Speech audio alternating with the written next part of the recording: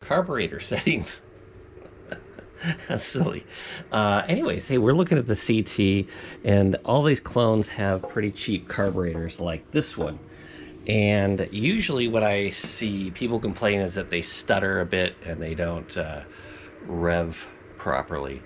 And I've had, but actually when I first got this one, it revved out fine. After a few miles, I think about 10, 20 miles, it started stuttering through the RPM range, and figuring out what that is. And let's talk about a couple things on this carburetor first. But that's the problem we're trying to solve. So if you look right here, where are we? That little part right there, that is the idle screw, what you consider the idle screw. When you turn this in, it raises the sleeve inside the carburetor and allows more air and a little more fuel to go through the venturi, which can cause more fuel to come through the idle jet. And the idle jet allows fuel to come into the carburetor while it's idling. So you turn that screw in, it raises that up, it should raise your idle as well. The second thing you have right here, and this will be covered with a plastic plug, and that is either, if it's on this side, it would be an air mixture screw, air idle mixture screw, and if it's on this side of the venturi, it is usually a fuel mixture screw. So as you turn this in, since it's on this side of the carburetor, this should be fuel. As you turn it in, it will decrease the amount of fuel being introduced during the idle, during idle. And so as you turn it in, if you keep turning it in, it'll probably stall the motor. As you turn it out, it will raise the RPM, and then finally as you turn it out a bit more, it will start to stutter again. The setting you want with this mixture screw, whether it is air or fuel, is you want this thing at idle to bring the idle up as far as it can, but not further. So you bring it until it starts to stutter in, and once it starts to stutter, if you seat it all the way down, don't seat it very tightly, and then start turning it counterclockwise out until the idle raises. Once the idle state remains the same, turn it back in about a half a turn, but no more than it would make it go back down. Anyways, that's sort of the best setting you can have. What I have found with these is that they are jetted quite lean, and you cannot control. Let's see here. Let's see if there is a there is a needle jet coming down through here, and it is not adjustable. And then there's jets inside the carburetor here. You'd have to do some modifications to the little nuts here to get those off, but you can replace those. But the problem is that this needle jet is not replaceable. So really you just want to get it running as best you can with these stock carburetors, because you can't adjust that needle jet. And the taper of the needle jet, which I have found is not quite correct. You can't really get it dialed in perfectly. You can make it pretty good. So by pulling this little plug out of here, let's get in there. Pulling the little plug out of that part, which is the idle mixture screw, you're able to lean this out enough that the lean condition of this needle is not affecting the throttle response. So as you start to give it throttle, what's happening before, this is set pretty rich. And when you go to give it throttle, there's enough venturi effect that it stops the flow of fuel going into the idle mixture screw, and it only comes through where the needle jet is, which is the main jet, the needle and main jet. And so what happens is, since that's lean, it now stutters because it's stuttering. It doesn't have enough fuel. So you're gonna lean this out, you're gonna lean out the idle enough that when you go from idle to on throttle, it doesn't stutter as much.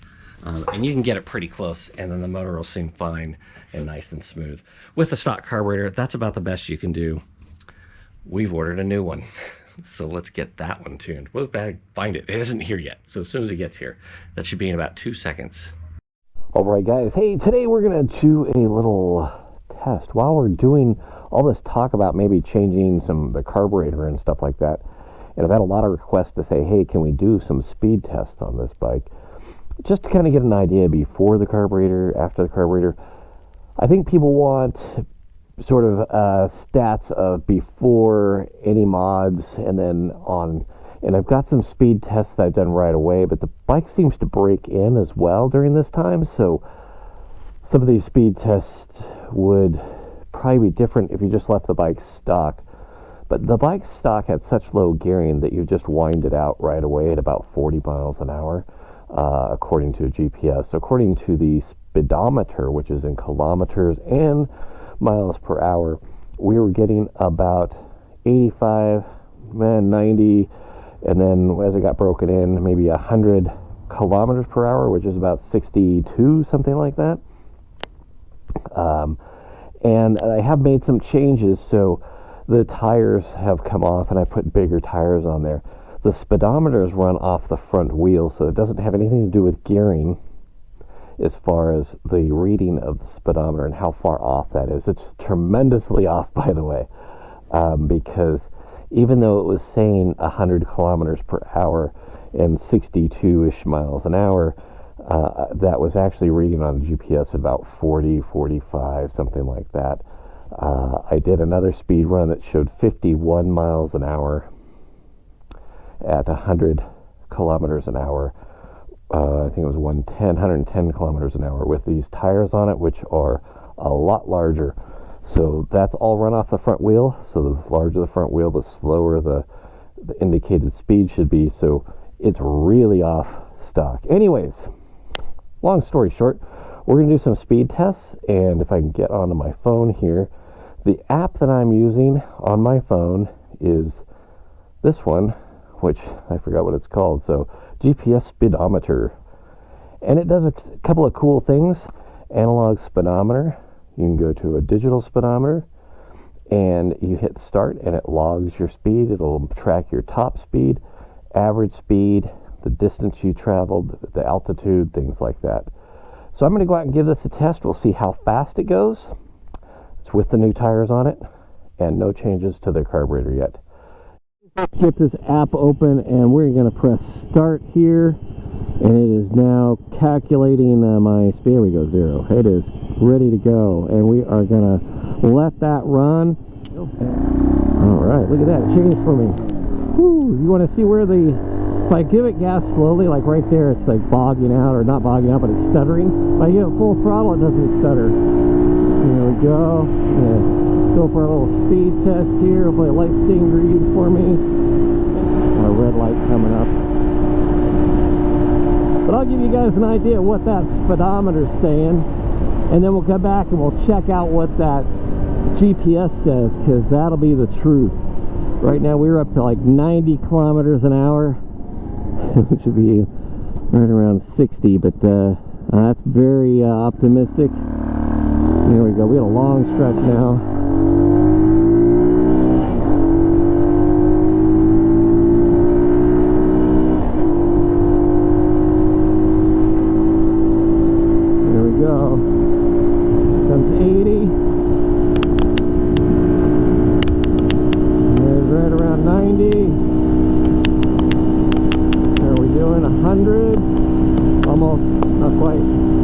Can see that teetering right around 100. Well, a little over 100. I think I get a little downhill and then it goes faster. What am I tucked? Tuck doesn't seem to change it. I think it's kind of maxed out.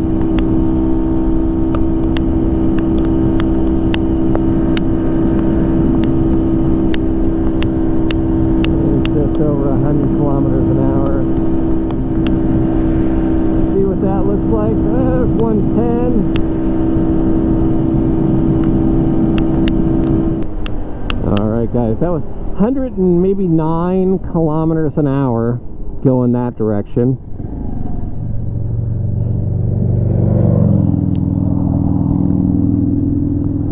Which, I don't know, you know, that's I'm thinking 109 kilometers an hour is probably around 50 on the real GPS, but we're going to find out in just a minute. Here we go. We're going to take a U-turn now. Let's go check let's check what our top speed was so far before we do the second run. I'll take this off here. Let's see. Here we go. And the results are, my top speed was 51.7 miles an hour. And that confirms the last time I tried this, I had 51.7 miles an hour top speed. Distance was 4.9 miles. Alright, we're going to start again and see how we do. Alright, so 51.7 max speed. That showed 109 kilometers an hour. Wait for some traffic to pass, and we're about ready to go.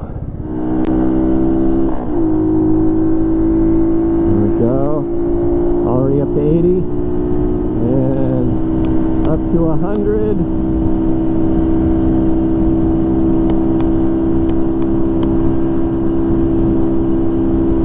Oh, another big bump.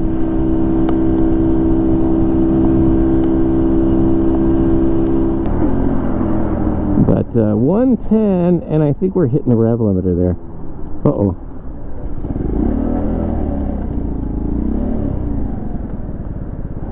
Almost seems like I'm running out of gas now.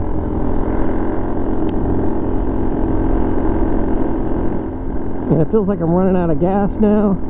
Maybe out of fuel.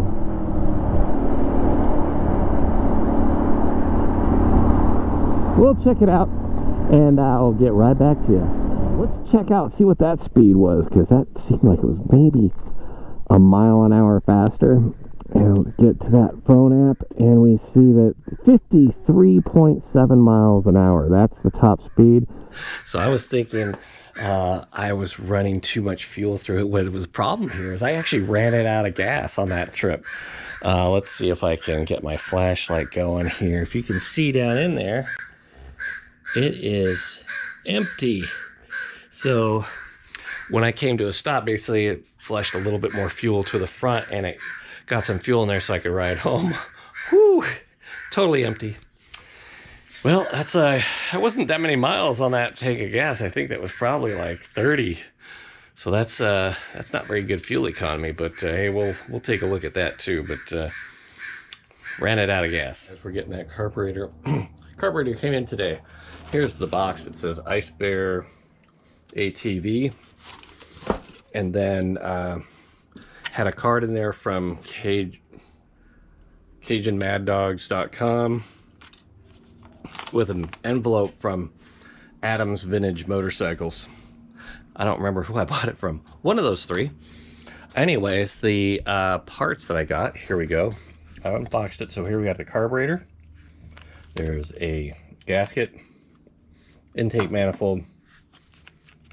So there's 4 main jets, 4 air jets. So there's 3 here and 3 here, and then there's, of course, the ones in the carburetor, and then 2 bolts and a air filter. And we'll be replacing what I've got on here right now, which is the stocker. I do have a different air filter on this one, just because I wanted to make sure that the other one wasn't blocking air. It seemed to be doing fine. So perfectly good carburetor, just not really adjustable the way I want to adjust it. The other one's a little bit bigger. So we're going to get to putting it on. I'm going to check out this one versus the other intake manifold, see what lines up best. Not sure what we'll end up with, but we'll check it out. As a quick comparison, I wanted to check the size of the new intake manifold and the old one to see if there's a difference in size. So I've got my calipers here, and I've got the new intake manifold here and the old one there, and they look pretty similar, but I'm going to check those really quick. And first off, this size here is much smaller, so let's check that. And there we go. Sorry, you guys can't see what I'm doing, but what I'm doing is measuring this one here. And I wanted to see if there's a difference in size, and there is quite a difference in size between the engine side and the intake size to the carburetor.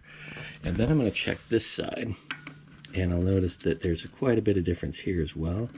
So that size and this one, the stock one is larger than the one they gave me. So if I use the new one, I'm going to lose volume of air and fuel mixture into the cylinder.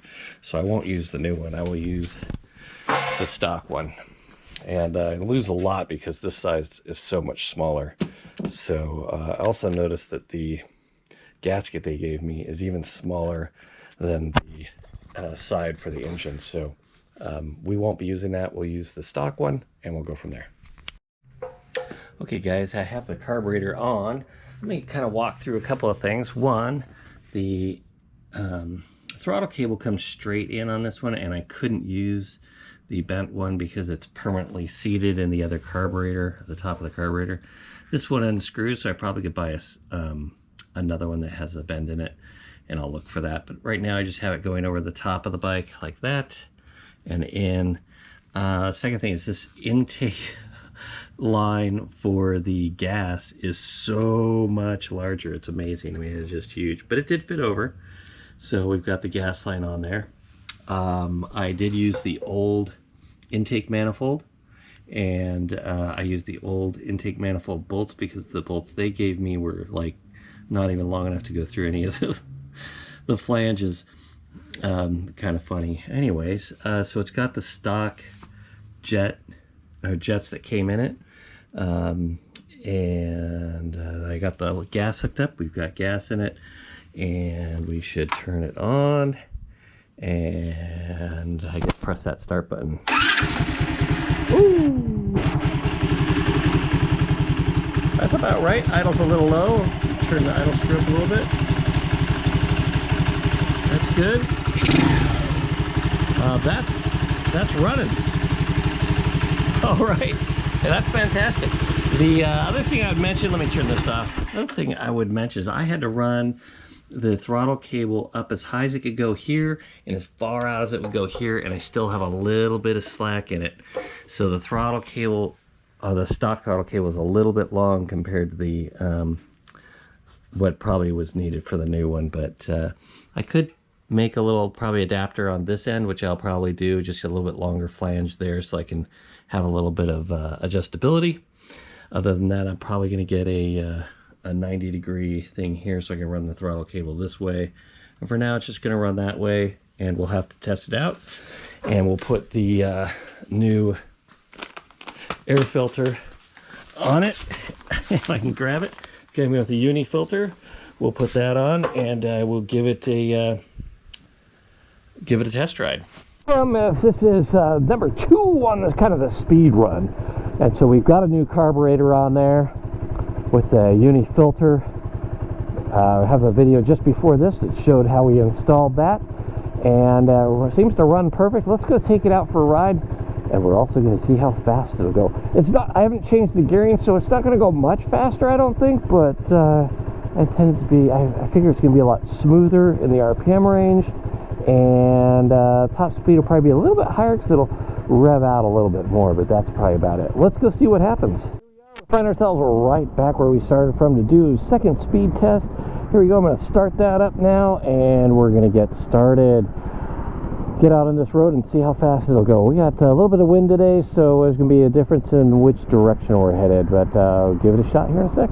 That's final stoplight here where we're going to test. Now I'm going directly into the wind. We got a pretty good headwind today, which will definitely affect the speed going this direction, in my opinion, and we'll see how it goes. Power is a lot smoother with this new carburetor. I have no dead spots. You can see it just revs right on out, no problem at all. Don't have any hesitation, no dips in the power or anything. And here we are, we're up to 80, well that's 90 kilometers an hour. And it's revving pretty far. So that's 100, easily 100, just over. And I can feel like a lot more wind today. And so we're pretty much at, you know, high RPM, high as the RPM's gonna go, I think. But it sure gets there a lot faster. And we'll go up a ways, turn around, and come back the other direction and see how that goes.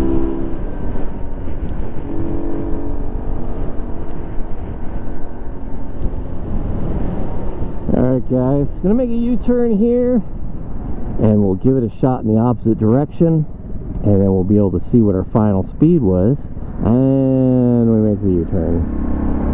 And here we go, we're gonna go full on here. The power's just so much better. Just revs right through the rev range. There's no dips in that power, like I said before. Okay, I'm on top gear. Yep, top gear. See, I could put it up the gearing. It's got plenty of power to pull it, but I was basically running into the rev limiter. Whoop, there, yeah. So I run right into 110 kilometers. Oh, 112. Woo, 120. Oh, smooth. There's 120 kilometers an hour. Yep, right there. You gotta see it. Yep. Okay, that's about as much as I want to rev this baby out, though. Woo! So 120 kilometers an hour. That's not its actual speed, by the way. So just looking at this, that's somewhere. That might be 60. So I would have to gear this thing up a bit. So I've got a 32-inch rear, a 32-tooth rear sprocket, a 16 front.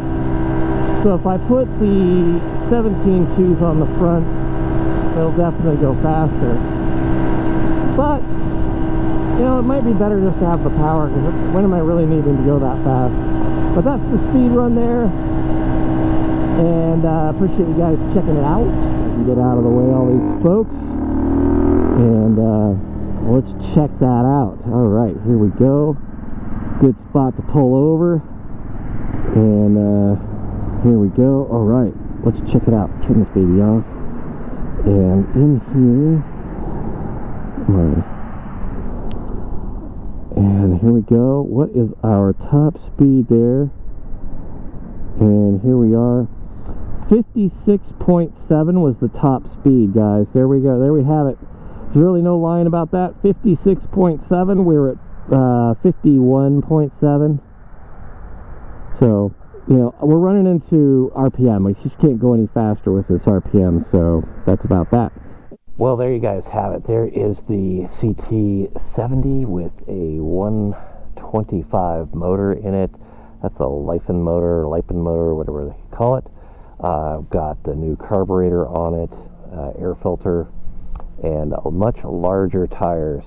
So 32-inch, I keep saying 32-inch, 32-tooth rear sprocket, 16-tooth front sprocket, new chain, shocks, rebuilt the front forks. All that's working really well.